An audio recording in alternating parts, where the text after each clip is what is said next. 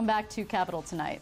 So between the nuclear crisis in Japan and an ongoing push for renewable energy here at home, there's been a lot of talk of late about power. And this is actually one of those rare instances when we are speaking literally and not in the political sense, although there is actually plenty of politics at play where energy is concerned. But in this case, it's about the New York Independent System Operator, otherwise known as NYISO.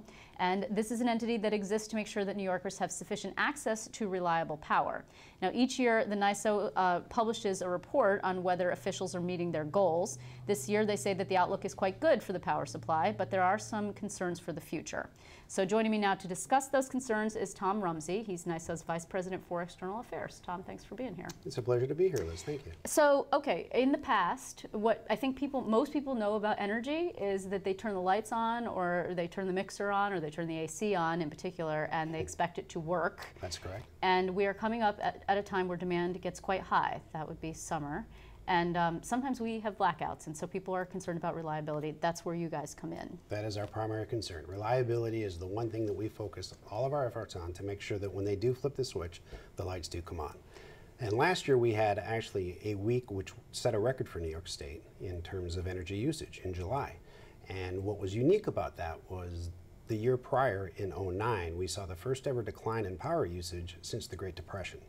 And so when you had that latent reserve show up in July at a time when peak and typical demand was low, it led to some interesting times.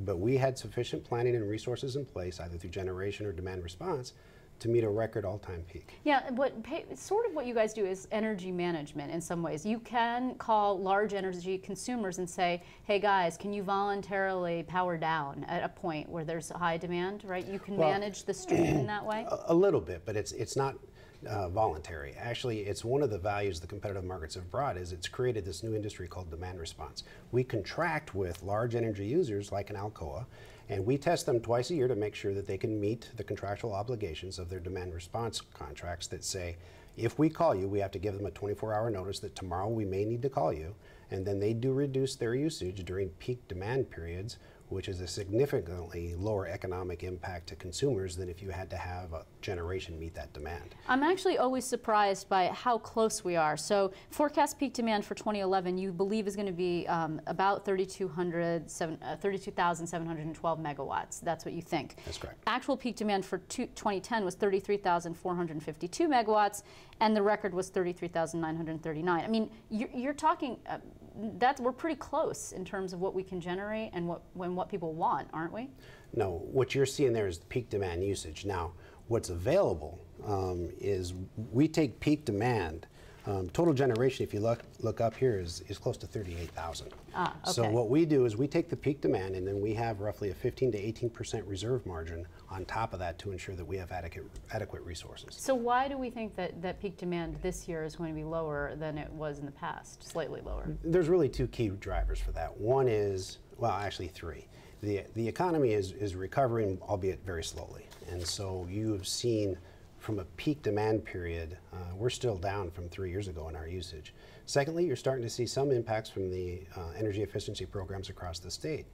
And third, we're anticipating a more mild summer than we had last year. So you're going to see a little decline. Again, last year we set all-time record in July for a week usage in New York City. So there are issues, though, coming down the pike. I mean, first of all, one is about renewables, right? Yeah. There are goals that the president has set goals, the governor has set goals in terms of getting the country and the state off of the reliance on foreign oil, quote unquote, is the catchphrase, right? And going to things like wind and solar, and then of course there's the issue of gas. So, but let's first go to the question of renewables. I mean, we are not California. We are not. Right, okay, and we're not, although, like, for example, in the Tug Hill Plateau, there's a lot of wind. We're not the windiest state in the world either. So isn't there going to be a moment where we just can't go any farther with renewables? Well, you have a national look and you have a state look. Across the state, we have roughly 1,300 megawatts of wind. We have a capacity for roughly 8,000 now. This is just onshore.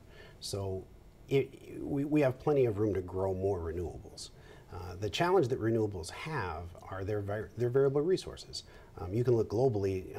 Spain put a large build of wind, but they matched it megawatt for megawatt with gas turbines, and it was a dramatic drain on their economy. We don't do it that way.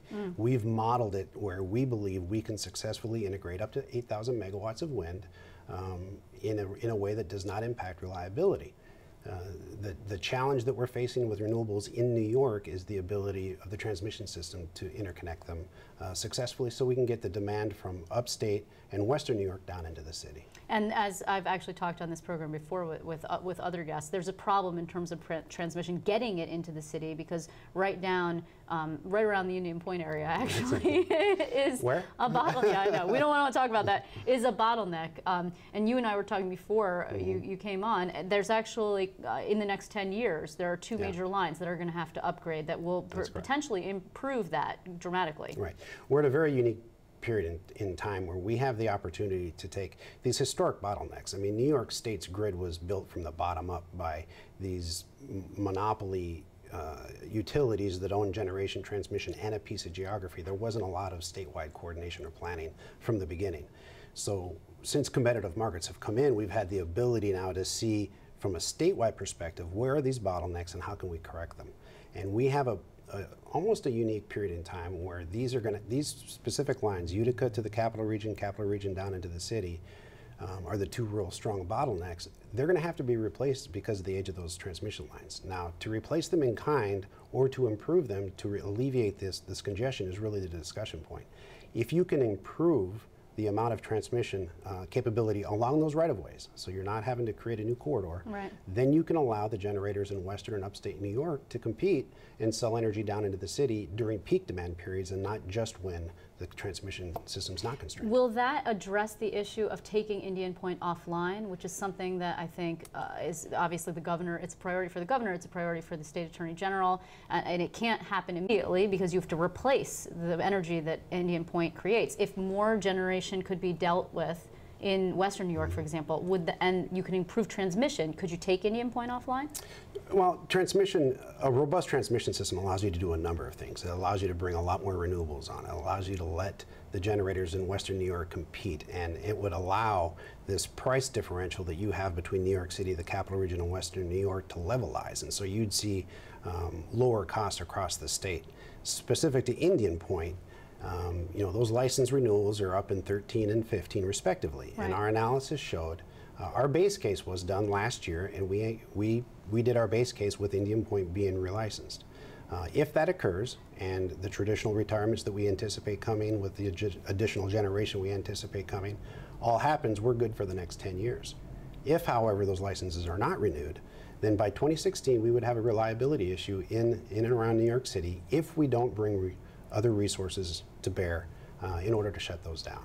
And in that time frame, I think the most viable options are going to be new generation, some demand response, and some transmission lines that are already pretty far along in the permitting. So if in fact new generation, could that come from hydrofracking if the state decided to get into the business of that? Well, hydrofracking is used to extract natural gas. If you look at, I don't see that as having a direct impact on the Indian Point. What you see across the state is the new generation of choice, because natural gas plants do have the ability to modify their output with wind very well. They integrate with renewables very well. They're relatively low capital costs. They're relatively easy to permit comparatively. And the gas prices are low. We saw a price decrease from 08 to 09. It went down 50% because natural gas prices went down. But as we rely more heavily on natural gas, already 50% plus for New York State, then an adequate supply of that natural gas is going to become a national interest. So we actually should just, in closing, point out that the NYISO itself does not have actually a position on whether hydrofracking should be or Indian Point should be closed or any of this, because again, your job is... We are a nonprofit, independent Yes, and you are probably utility. Quite pleased about yes, that. Yes, we are, and we just try to give the policymakers the data to make the decisions. Well, thanks for coming in. It is very interesting, and if you happen to be a wonk and really want to read this Absolutely. All over our website, which I'm sure is popular in Google. Thank you very much. Thank you.